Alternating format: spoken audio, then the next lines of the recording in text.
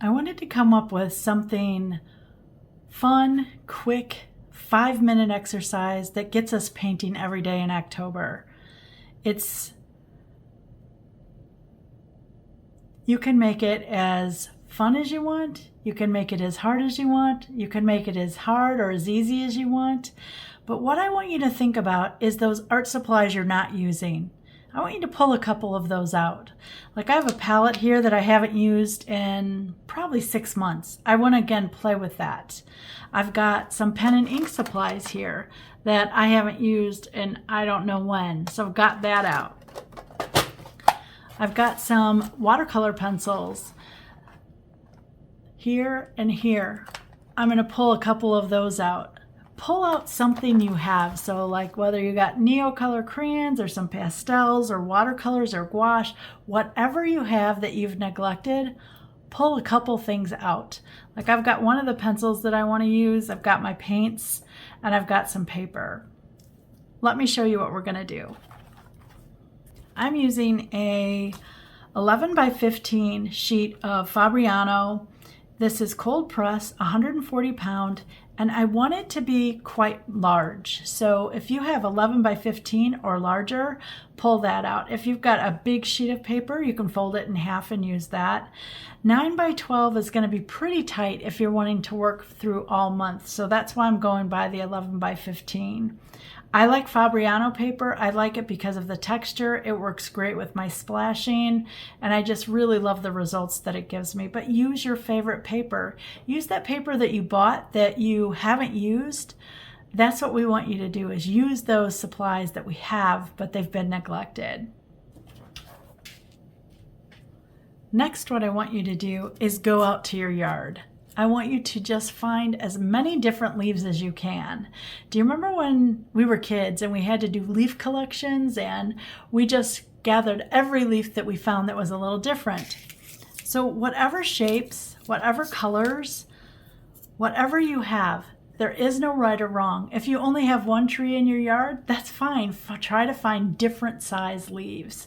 You know, there's always, like on this one branch, there's tiny leaves, there's some bitten leaves, there's some nicer leaves here in the center. Look at how interesting those are. So if we're doing a study of leaves, this would make a great branch because each one's going to be a little different, and we can colorize them. What I want to do here is I want to make a sheet full of leaves that represent fall colors in your area. That is what October is about for me, is the changing of colors from green to yellows to reds to golds to oranges, and it's my favorite time of year. Let me tell you how this is going to work. We're just going to take some leaves.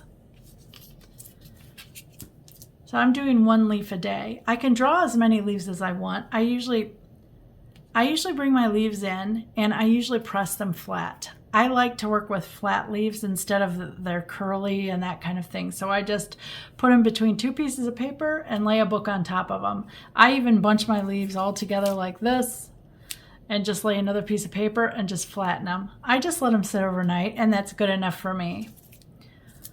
But what we get to do now is kind of play with design. I usually start in a corner here or in the center and kind of work your way out, whatever way you feel like you're going to want to work.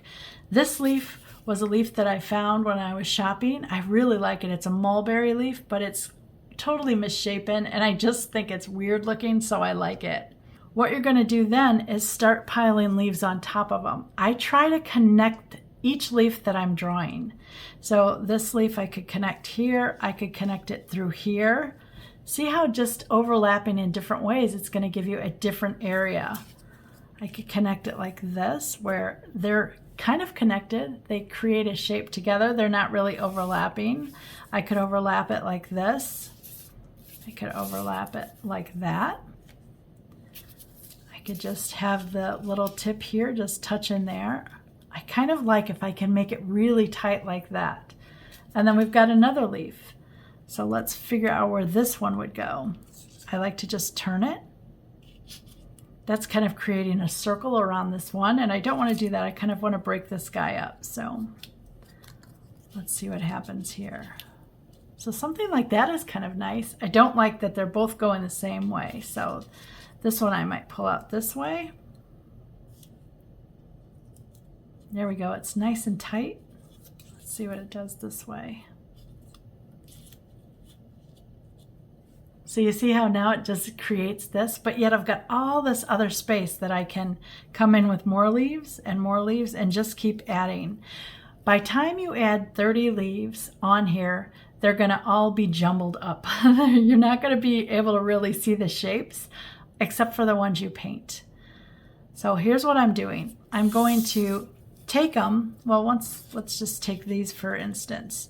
What I would do now is I would take just a regular pencil, or you can use your watercolor pencil or your colored pencil or your Neocolor crayon or your ink, whatever you want to do. And you're going to outline the leaves. So I like to do it in pencil first, and then I will come back with my watercolor pencil. Here's how I have it done on the back. I started mine here in the corner. Can you see them right there? I'll show you what the leaves look like. So I wanted to start with this big guy. It's like this. And then I've got this guy like this. And that little red guy.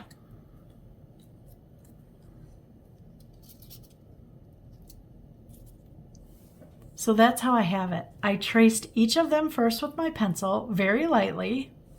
And now what I'm going to do is come in with my watercolor pencil.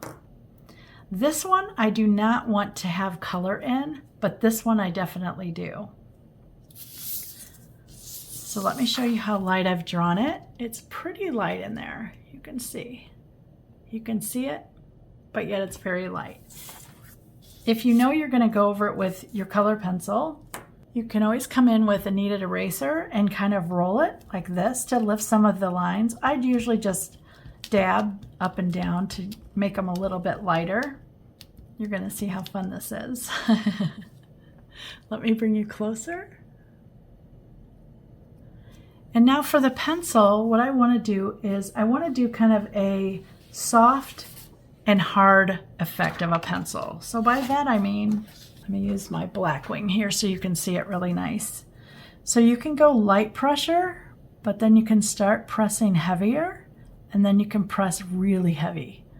So see how it's light to medium to heavy? So here's a light line, here's a heavy line. See the difference there? So you can also go thin to heavy to thin to heavy and see what kind of movement that gives you. Let me bring you up. See how that kind of propels you forward with those light and dark lines. When you are doing the outlining, what I'm going to do is I'm going to do some areas thinner, some areas heavier, some areas thinner, some areas heavier, some thin, some heavy. And you can see what that does is it gives you movement already without a lot being done.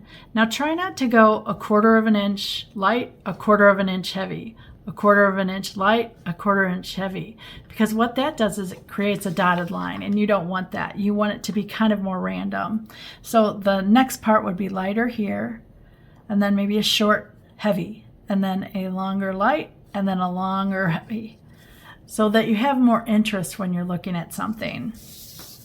And color pencils or watercolor pencils are great for this exercise and great for working on your pressure. So I'm going to start here on the tip. I want the tip to be fairly light, and then I'm going to go heavy pressure, and then fairly light, and then heavy pressure. I want to go heavy pressure kind of all the way around the curve here. And then light, and then from the curve I'm going to go dark to light, dark to light, dark to light, dark to light to dark. So look how much movement that already has, and you've hardly done anything.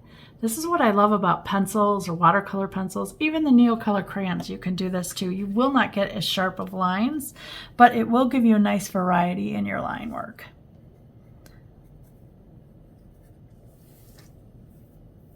So I'm going to outline this entire leaf. So you can see, look how beautiful that looks. I'm already excited about that. Now it's up to you if you want to add all the vein lines of the leaf. So it's always got a center vein that goes from this stem to the very tip of the leaf. And then each of the leaves will have a different way to connect. So you can see these start in one spot and they both come out. Where like this leaf here is kind of sidestepped. And that will also help you with identifying your leaf if you don't know what your leaf is. So just look at that and include it if you want to include it. I'm going to go ahead and outline these leaves as well. I'm going to do it in the red leaf. I want to do in a pink color. So for this one here, I'm just going to do it in like this pinkish color just because I like the coloration.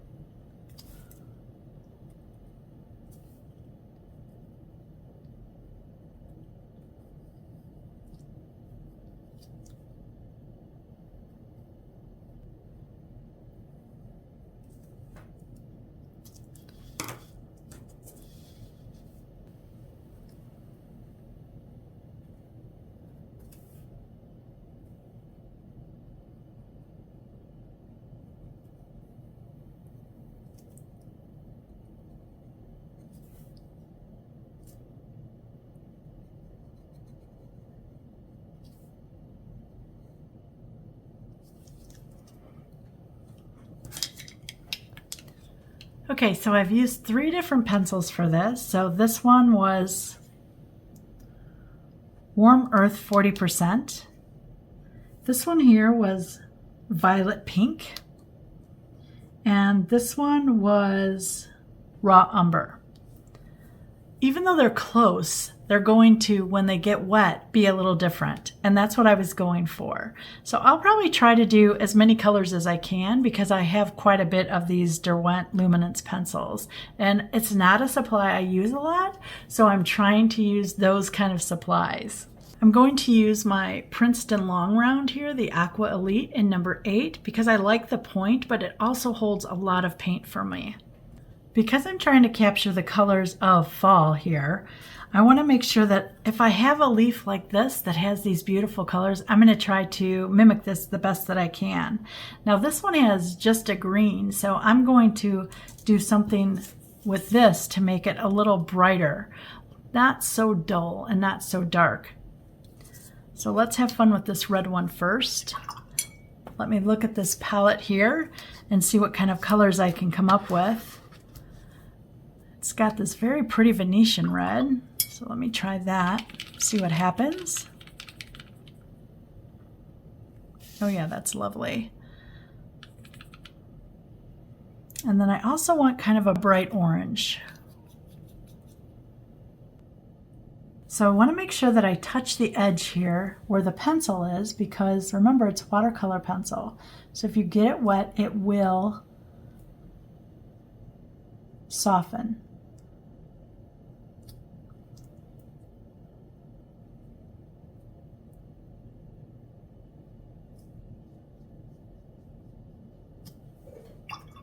Just water on my brush.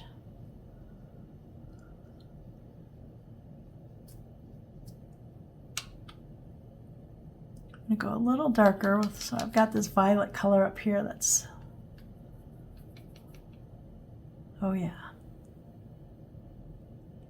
I'm going to go over that leaf like it's not even there.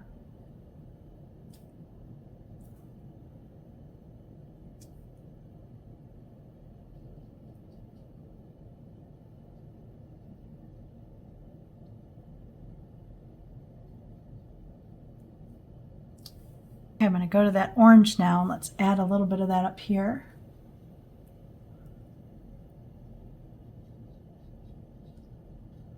Ooh, that's pretty. I like the way those two are melting together. It's a beautiful color combination there. I'm watching to see how it's drying because I do want to add splashes. It's something that I like to do.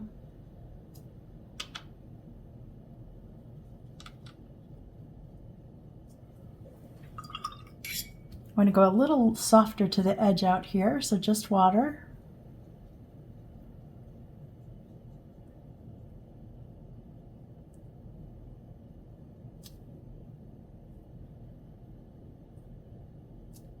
When I splash, I take these 3 fingers up to the knuckle, and then I kind of just flick it down.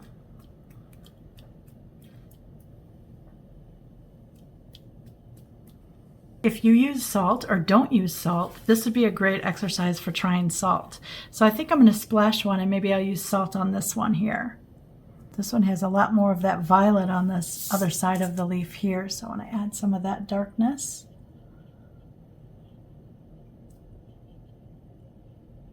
I'm going to add a touch of sepia to this.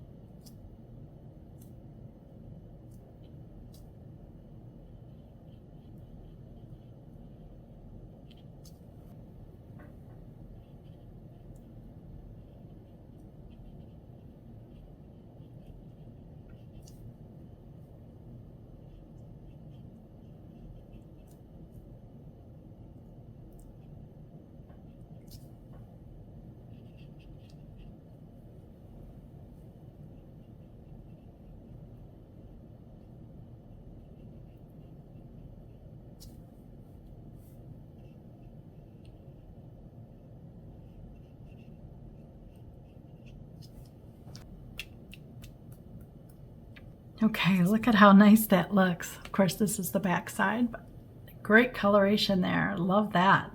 So let's do some kind of paler green here. I almost like the color of this one, so it's more like an olivey green. I'm going to add that to it. I've got a little bit of Davies gray, which one might look nice. It's kind of pale. And then I have this green gray.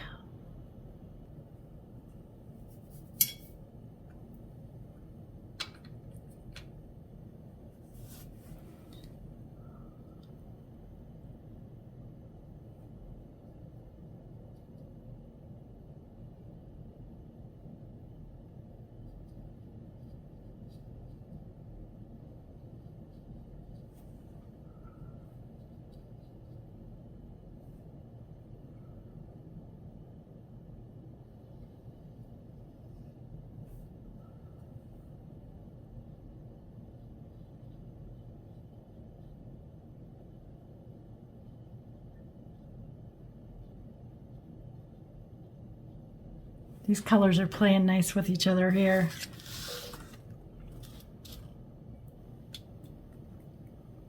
This side is drying a little faster, so I've got to work a little quicker.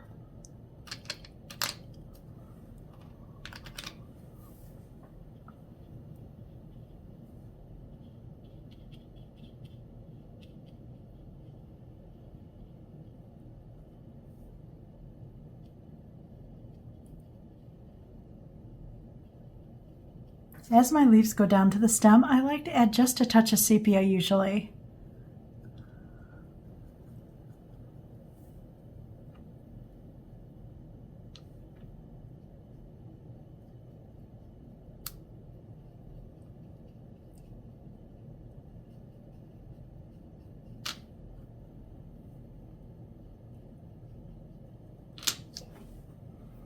Going to touch a little bit of sepia up here just so that it connects somewhere else.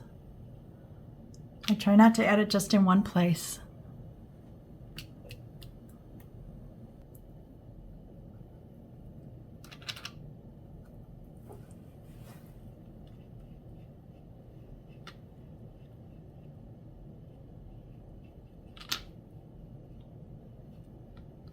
Since you haven't used your palette, this palette, remember I want you to use something that you haven't used in a while.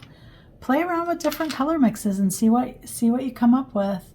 That's the joy of playing with the supplies you've had, but maybe you've forgotten them. Maybe you bought them for a class and then just never went back to using them. It's a great way to reacquaint yourself. And you're painting something fun and easy. You don't have to have a lot of thought into it.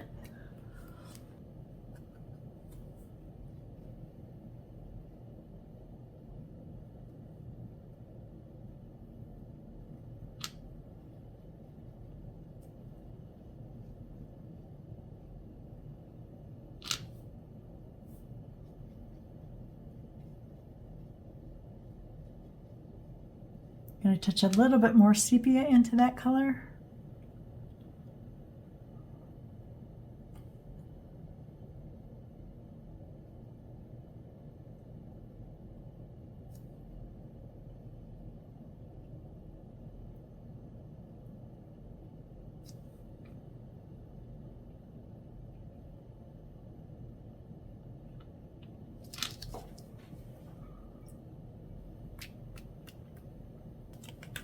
forgot I wanted to add salt to that. So this is just table salt.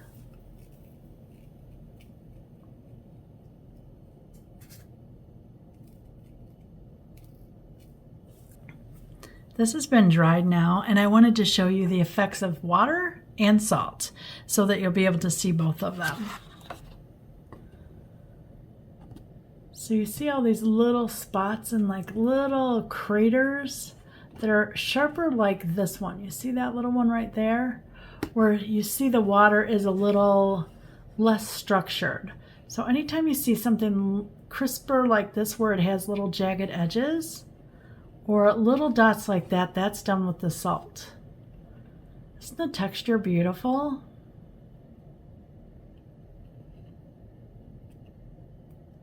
This one I just added a little bit of salt here in this wet area and a little bit here, but not too much. And you can see that's just the pencil lines. Now, if you know what kind of leaves they are, you can put that on your picture. You can write it in marker, pencil, whatever you want to do. I like to put them in there if I know what they are. So let me show you one that was done several years ago so that you can see what the overall is going to look like. You just keep building on the page that you have. And for this one, I used pen and ink, and then I used watercolor. So you can see that there's all kinds of overlapping lines in here and shapes. I really like seeing them overlap because for me it's about the continuation of adding every day instead of laying out the whole page and having some lines disappear. I actually want to see the leaf shapes in mine because that is what intrigues me. Now granted, you can't really decipher what is there until you come closer and say you follow an edge and you're like, oh, okay, that is this leaf here. Or, you know, I have a giant one here on the outside, which is kind of cool. And then I've got a giant one in the middle here that goes all the way around, all the way up, over, and through here. Here's the center of that. So it's quite a large leaf. And those are the discoveries that you get to find. How you choose to do this now, whether you do pencil, if you have a bunch of fountain pens and different inks, that would be a blast. Just trying to see which nib you liked, which ink you liked, if the ink was waterproof or if it wasn't. You know, think about taking a leaf and just doing half where you fill it solid with the ink and kind of water it down and see what happens. And then this one, maybe just the edge, drip some water next to it to see if it flows in. Remember, this is about your neglected supplies. We're trying to pull them out and reuse them so that they're part of our toolbox, right? We have them already, so let's reestablish them as viable and what they can do for us. So let me bring this page up so you can see, and you can see here I've added the words whenever I saw what leaf that was or whatever, where I remembered what leaves they were.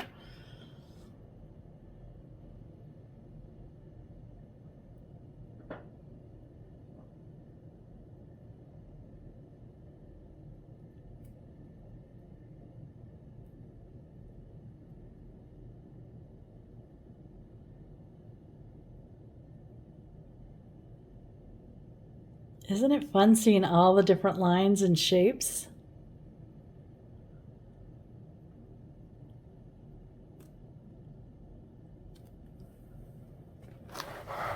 I can't think of a better way to start October. Can you? Go out to your yard, collect leaves in your neighborhood, and just have fun plotting and planning and playing with your neglected supplies.